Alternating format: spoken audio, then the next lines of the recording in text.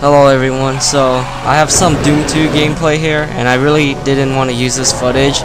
I wanted to use this footage for something else, but I tried recording some Halo Reach Slayer gameplay, but my capture card kept chugging and having bad frame rate. So yeah, I'm gonna have to use this gameplay, unfortunately.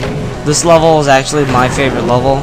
It's called Refueling Base, and I always love this one because it's just action-packed, and every time I finish it, I feel satisfied because there are so many things to kill.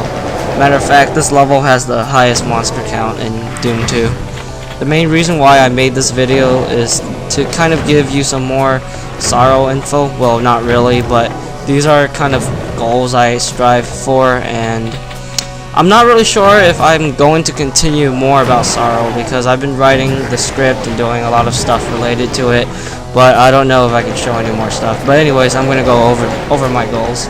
So number one, this one is to step up the difficulty and challenge in these run and gun FPSs. I really don't know many of those type of games that are actually tough to me, or at least the ones that I play. So I really like to, crank up the level higher in Sorrow because I like challenging people and I like to make people use their brains and test their skills to beat my games, and I also like to have a challenge at the same time too. However, I try to balance between the challenge, the difficulty, and the punishment in games because I believe if you can't balance those three aspects of the game, it can be frustrating. I'll put the definition of those three words if you're not too familiar by what I mean in video game language.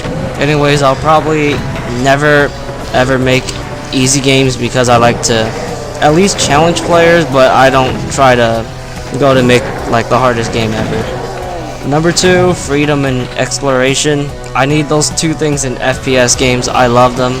It's great when you have an encounter that allows you to play multiple ways and also have something that forces you to immerse yourself in a world, but also rewards you at the same time. And I've always loved secrets from older FPS games, and if you try to explore, you will be rewarded for that, and sometimes you get to fight more enemies too, and all that type of stuff. And Sorrow, it stays really true to that aspect because, well, I just like it, and I feel like it does encourage people to explore around the map a bit, and it's always fun to find more enemies that you don't really expect them to be. So yeah, it's always good to have those two things really. And I also believe that it gives them a lot of replay value and it makes them more enjoyable to play. So number three is co-op. I love co-op ever since co-op is being more of a standard in games nowadays. I kind of realize how great they are. You really don't have to worry about connection as much compared to a competitive multiplayer standpoint, and it's generally a more friendly environment because competitive appeals to more of the people that really want bragging rights or people that just want to prove something. Co-op is much more of it's more like a kick back and relax type of idea, and I am pretty much that type of gamer really.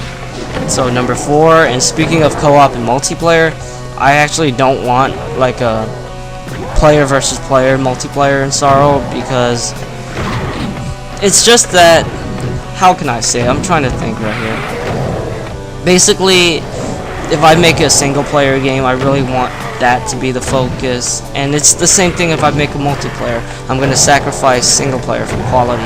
If I make a multiplayer, it needs to be very good in every situation, like good for competitive play, but also for the social side, and everything needs to be top-notch, like maps and balancing. And I guess you can say the same thing for single player too. Like, I want everything to be perfect. I really don't want to put this time in that component and then go to the next component. I always prefer quality over quantity, pretty much. Number five, which is the last one, which is basically that my work needs to be more like your wife rather than a one-night stand. Now, what the hell does that mean? It means if I make something and you play it for years upon years, your opinion will stay the same. Not like if you play this game, then play it again, you don't enjoy it as much. I definitely don't want that. For example, I still think Doom, Warcraft 3, Halo, Shadowrun, whatever, are all awesome games to this day. Mainly because they're very well crafted and they feel like there was a lot of effort put into them. Then you look at the military shooters where all like the campaigns for me, they just feel tacked on, and I just simply don't really care about them, to be honest, because most of them are multiplayer driven too, like Call of Duty, Battlefield, Medal of Honor, whatever. And you can like go ahead and read reviews, and a lot of the reviewers, they feel like the single player is like fun, but it's not like the main focus compared to the multiplayer, where the multiplayer is really the thing that's gonna keep you coming back to play to as day goes by days. How am I trying to say this? It's the thing that's gonna give you like the most longevity in the video game. That's what I'm trying to say. So yeah, that's pretty much it for the commentary, and I'm done. Peace out.